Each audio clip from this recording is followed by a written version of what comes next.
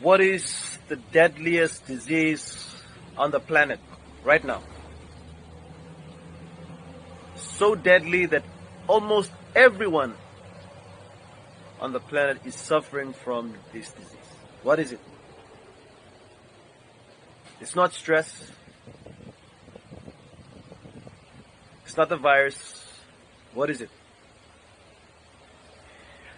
You want to know what the most deadliest disease is on the planet? One word. Complacency. Well, aren't you freaking out? You're not. Exactly. Complacency is what it is. It is the biggest problem, and you don't jump up and down. And that's how it works. Because you're not supposed to be scared of it. Because the moment you get scared of it and you start to take action against it, it's not going to work anymore. It's going to work when you do nothing about it. It's like any other disease, but complacency is different. So in this little presentation, I'm going to prove to you that out of every sort of problem or disease on the planet, complacency sits right at the top of every other problem or disease on this planet. Complacency. So let's get straight into it. In this presentation, I'll take you into three parts. Number one is, what is the deadliest disease on the planet, or what is complacency? And within this, and then the next one is, who is affected by this disease? Number two. And number three, how can we cure ourselves from this disease? Number three. So what is it? Who's affected by it? And how can we cure ourselves? So in the first part, what is complacency? In this first part, we'll answer three questions. What is complacency? Why it is important for you to know? And where did it come from? So the first part, what is complacency? You can go and check your own definitions or do a search on everything. And to me, complacency is simply when you know you're not okay, but you live like you're okay. That's it. That's complacency. When you know. I'll give the first, foremost, and the highest example of complacency. Eve in the Bible. Eve she was aware. She was aware that the fruit was forbidden. If she touched it or eat it, she was going to die. But what did she do? She took it and ate it. So what happened? Well, we all know what happened next. That's complacency. When we are completely aware that some things are not good for us, and yet we consume, or we view, or we listen to anything that we know that's bad for us, and we know what's going to happen next. We get sick, or we get old, we die. That's how it works. But how it truly works, let's go back to Eve. How did it truly work? Well, complacency only worked because of one thing. A tiny little bolt that sits inside the whole machinery of complacency and makes it work. One word. A lie. One lie. Complacency only works when we entertain a lie. So in the beginning, Satan told Eve, you won't die. On the day you eat this, your eyes are going to be open and you will know right and wrong. And that's the problem. That's not a problem. That was the lie. But the problem was she entertained that thought. If you go back to the story, it says, so Eve looked at the fruit and it was desirable. Desirable. Satan used the light to successfully convert something that was forbidden into desirable. And that's how the world works, and that's how every problem on this planet works, when we simply know everything that's wrong, but we desire to do what is wrong. So this disease affects everyone, because this world contains all of these lies all around us. And the things that we eat, the things that we see, almost all businesses must at least contain a few lies to make people buy something, eat something. So complacency is when we become aware of these things, including the lies, but then this one lie becomes coupled with a couple of other lies. Once we consume what's forbidden, we become addicted to it, and then we say, one is enough, or one more, or this is my last one. Now this is okay, it's okay. I can take this. I'm okay. That's how we die, and that's complacency. When we think that we can get away with it, we'll do this, nobody's watching. We'll do this, and we can get away with it, and we comfort ourselves with these extra lies that go on to the first lie, and that's it. It's done.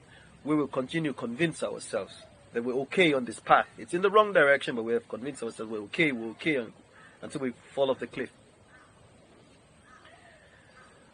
So that is a huge example and the application of what complacency is. And it's very functional with a lie.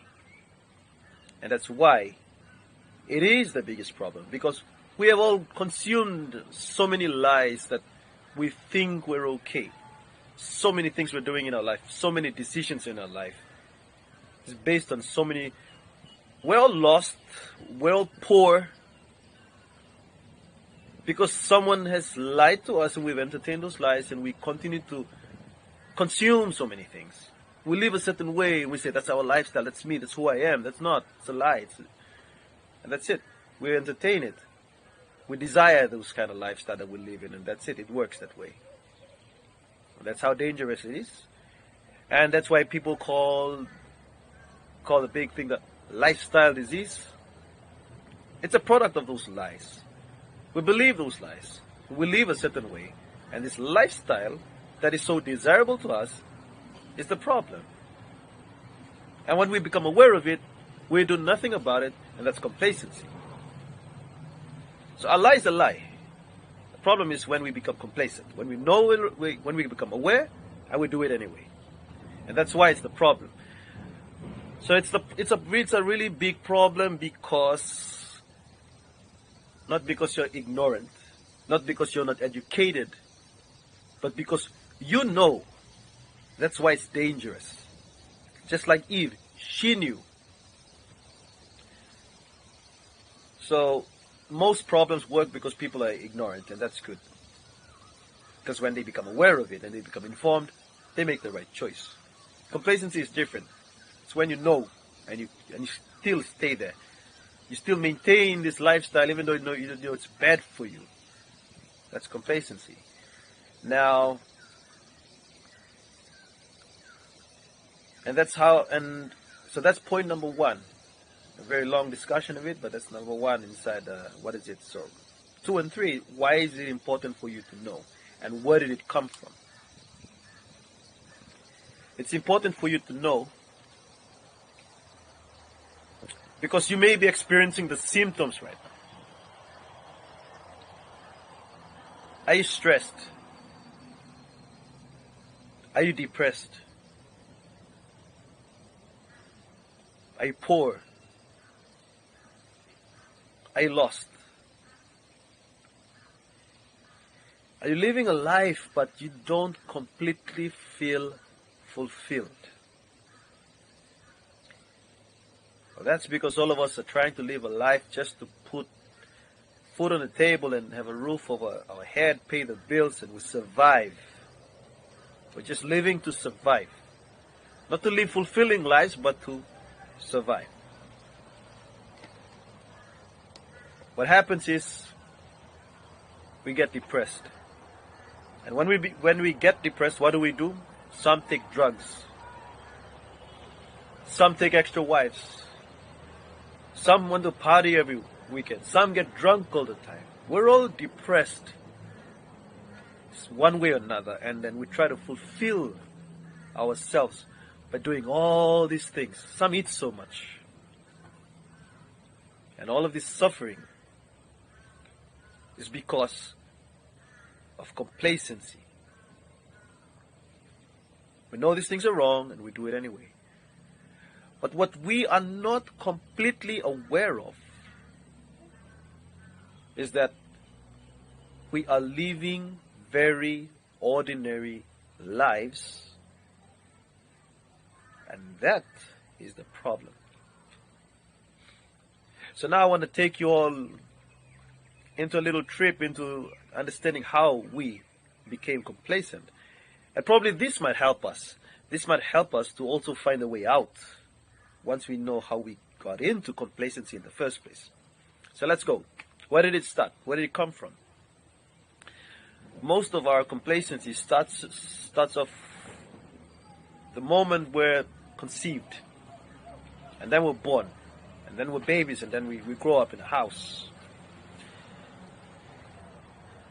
Remember, I said that complacency is when you don't live a fulfilling life. You live an ordinary life. Okay?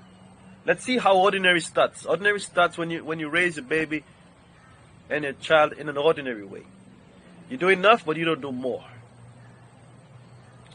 So how to raise a baby? Well, it's simple. They wake up, you feed the baby, take them around, change them when they soil themselves, wash them, put them to bed, and that's it. Play with them, probably read a book to them, and that's it. That's a baby. That's how you raise a baby. Do that. Let them play around, muck around. You're not very intentional. You're not trying to invest. You're not trying to produce something, a rocket scientist or anything. You're just enjoying a baby. Quite ordinary, right? Everybody does that. So raising a baby in an ordinary way, not doing more, not trying to learn more and do more. That's it. That's how a very complacent baby starts. Then they go to school.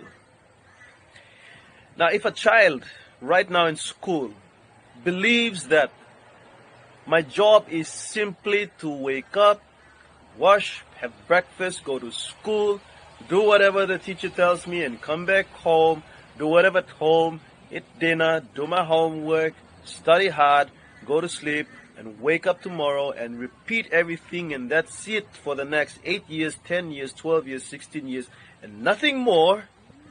Just be a student, be a hard-working student, study hard, and do that, nothing more. That's another 16 years added of complacency. It's not fulfilling. That child is not doing anything extraordinary, not trying to build themselves up as a personal brand, not trying to be unique, just trying to be like everybody else and study hard and finish school, get your papers, and go get a job. When we're not too careful and we allow a child to just be like that, we're already farming somebody who's going to be complacent when they go to work. So what happens when they go to work? They think that, okay, I'm just going to wake up, go to work, do whatever, come back home, that's it, get the job done, get paid, pay the bills, pay the food, maintain everything, enjoy the rest of my money, save up a little, probably buy a house, buy a car, and that's it. Repeat, 2 weeks for the next 10, 20, 40 years. That's it. That's life until I retire and get old, get my retirement benefits, and live a life, live an ordinary life just like everybody else. That's complacency right there. Just doing enough to get by, but not doing more. Not learning more and not doing more. That's complacency right there. And even if somebody like me or somebody else tells you to do more, learn more, tap into this, invest in that, and you're aware of that, you heard it from us already, and you don't do more, that's complacency right there, right there. When you know that you should be doing more and you don't do more, that's complacency. Knowing, but choosing not to do more. Choosing to do less or nothing. Choosing not to invest when you know you should. Choosing to spend when you know you should. Choosing to consume when you shouldn't. That's how dangerous it is. Complacency is when you know and you do. It's not when you don't know. And that's the sad part. Because people wake up and they do it according to the desire. Remember, there's a lie inside you, and then you desire it and you do it all the time. That's where it came from. It came from childhood, and it went into school, and we maintained that, and then we went to work, and we maintained a lifetime of complacency. By the time you retire, you've already lived 3/4 of your life complacent. You're just going to live the rest ordinarily, not even try to build something.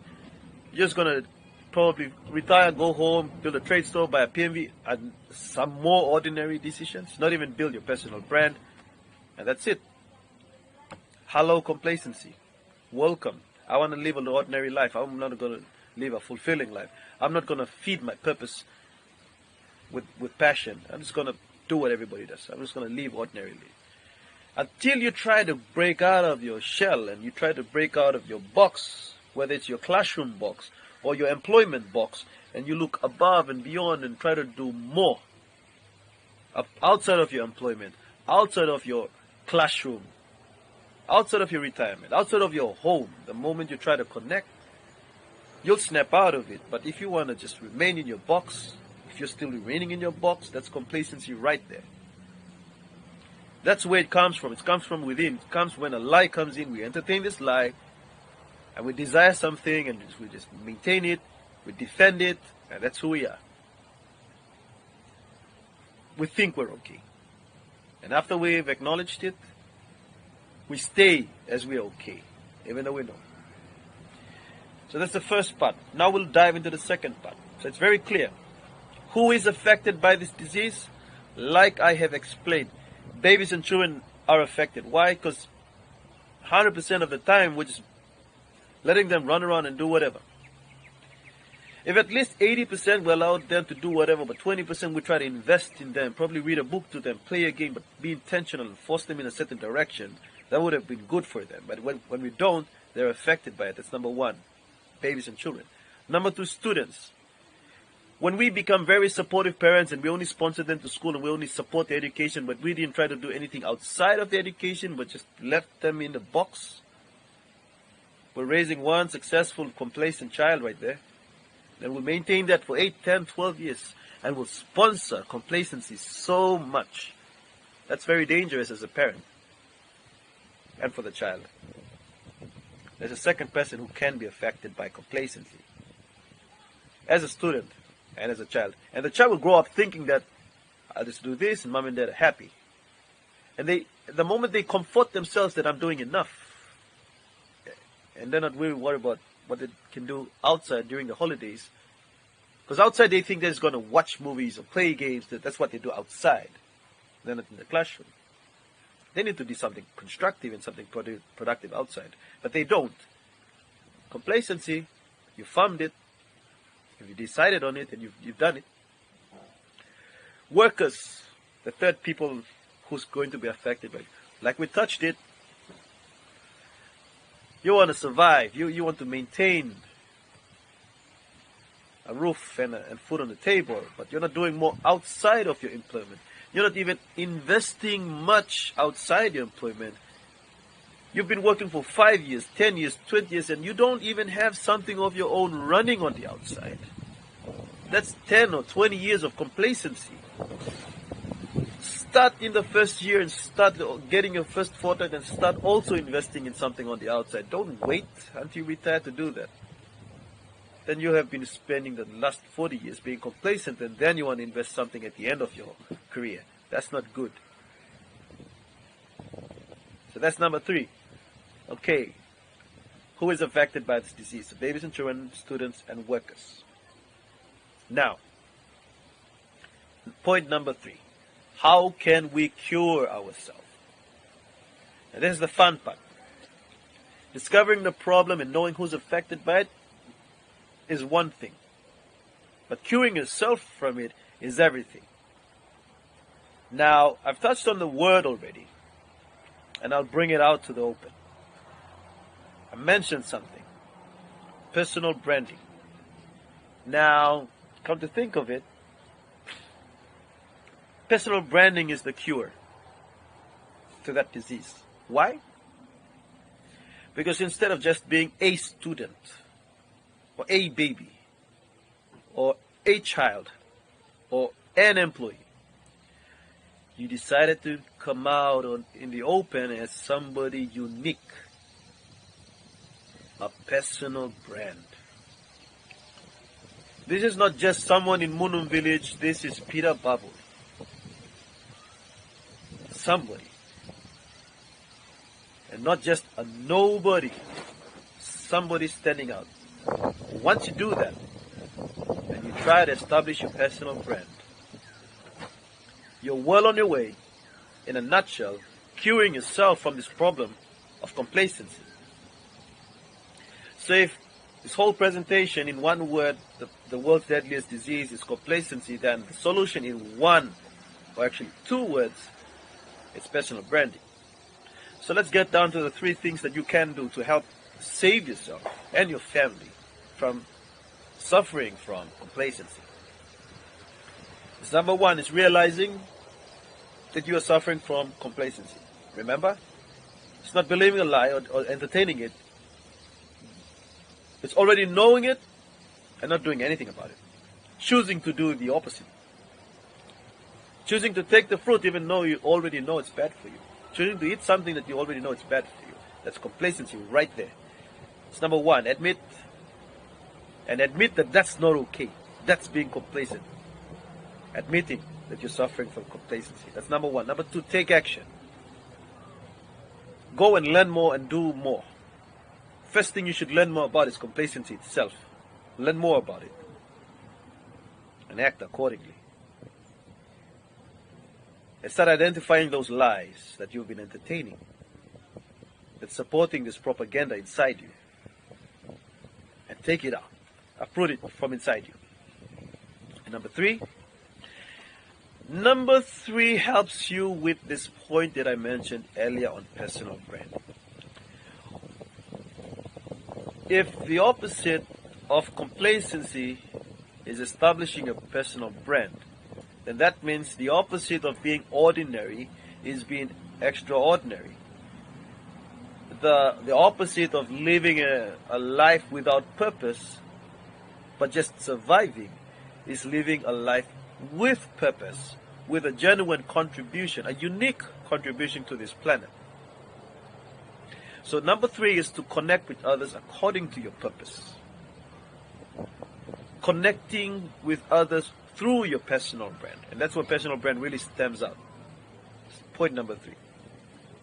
Once you realize it and you found out and you're trying to take action and you're researching, number three, you have to start building yourself now. This baby will be somebody right now. Claim it. This child is not just a student. He or she is going to be somebody someday. Probably a professional. In whatever the field, claim it. A professional soccer player, a professional singer, a professional whatever. Get the talent, an artist or whatever. Build it from there. Start early. Don't wait until they're finished from school. Identify the talent early and start investing in it. Start supporting it. Start nurturing it. Start building the child's personal brand. If you start late and you're into employment, continue. Identify your personal brand. What are you good at? What's your strength? Public speaking, singing, working really hard, doing research, whatever. Become known for it in the industry. That's your personal brand right there. Once you identify it, you put yourself out there, people come to you, and you serve them, and you solve their problem, you save their lives, they're happy, you're happy. And once you connect with others, and you serve them according to your purpose, you will connect back with your purpose. and you will truly be fulfilled, better than drugs, better than all the women that you can ever want in your life, better than all the beer that you can drink, better than whatever thing that you think that could fulfill this hunger. It won't. The only time that you can ever be fulfilled is when you fulfill your purpose. A coconut, the whole planet is designed in such a way where everything produces a fruit, not for itself, but to give to others. A mango doesn't produce a mango for itself to eat, but produce it for somebody else to eat. Just like an apple, an orange, a coconut, whatever. They produce fruits for others to consume, including us humans. We are all fruit-bearing trees. We're here to produce our fruit for others to consume, not us. And when they consume and they enjoy the fruit and they're happy, we're happy. We have fulfilled our purpose and they're satisfied with our fruits. Once you know that you're a personal brand and you're producing your fruits according to your brand and people consume it, you're a fruit-bearing tree for the rest of your life. That's who you are.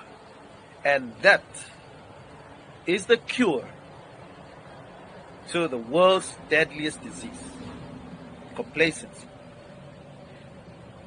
To be more, to do more, to be extraordinary and not ordinary. To live and not simply to survive. So if everybody ever wants to talk about whatever the problem in this world is, all of them will come back to complacency. Whatever the problem is, list them down. You'll find their home back with complacency. People get into trouble because they're trying to fulfill themselves and they're just doing whatever. They're just complacent. They're not living fulfilling lives. And they're just doing all these other things to fulfill their soul that they can't. And that's it. They're causing this problem. Whether it's violence, sexual assault, rape, theft, corruption. All these problems rooted back to complacency. And what's complacency? A lie that's entertained inside us that we're okay.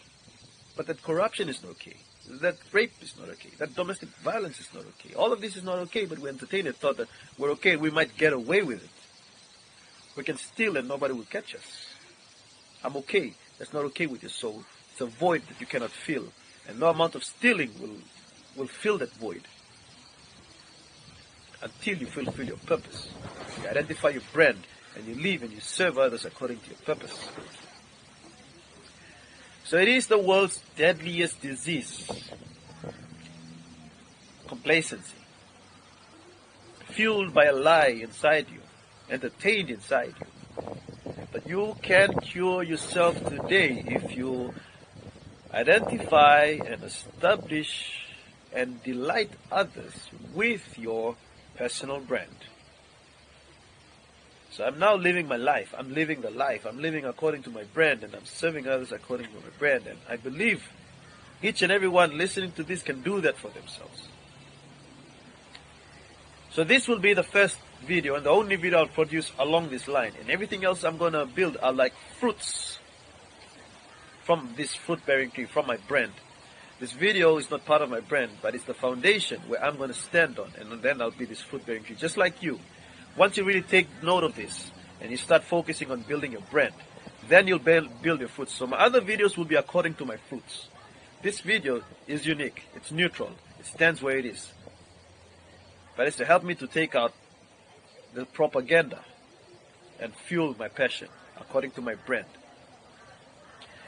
So I hope you've enjoyed this 30-minute video on my explanation of the world's deadliest disease, where I believe it's complacency, knowing what's wrong and doing it anyway. Because we entertain a lie that makes us think that whatever way we want to live is desirable. But if we take a shift from this ordinary fulfillment of our souls to an extraordinary way of fulfilling our purpose, according to our personal brand, we're going to stand out, we're going to sell, we'll have customers, and most importantly, we'll fulfill others and fulfill ourselves at the same time. So think big, start small, and start now. Build a personal brand. Cure yourself. In fact, waking up every day, fulfilling your purpose is the best thing you can ever do. So thank you, ladies and gentlemen, for listening to this, and I'll see you all in the next video. Thank you.